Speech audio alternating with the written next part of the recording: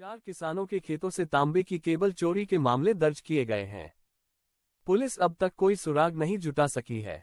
मिली जानकारी के अनुसार रवि पिता किसना जसुतकर, अनिल पिता शंकरराव सांबारे, प्रशांत पिता बाबूराव बालपांडे और राजेंद्र पिता महादेव बालपांडे के खेत गोदरीखापा कामठी खुर्द के पास स्थित है।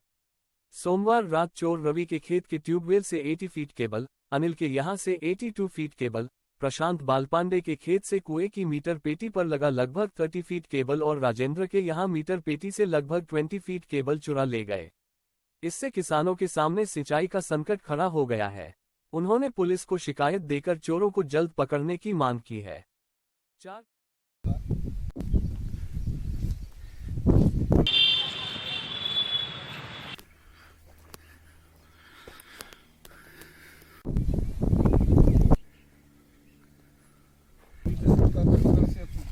मिट्टी से काट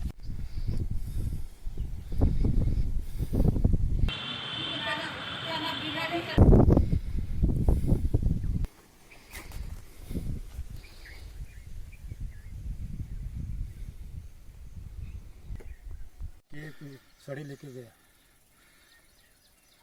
हे इथून केबल नेले एकदम त्या निंबापाशी नेल्याच्यानंतर तिथं शिल्ली, तिथून मग गेल्या रवी भाऊच्या इथून गेल्या मास्टरच्या इथून गेल्या एकदम ते आपल्या बाबू बालपांड्याच्या पोराच्या वावरात।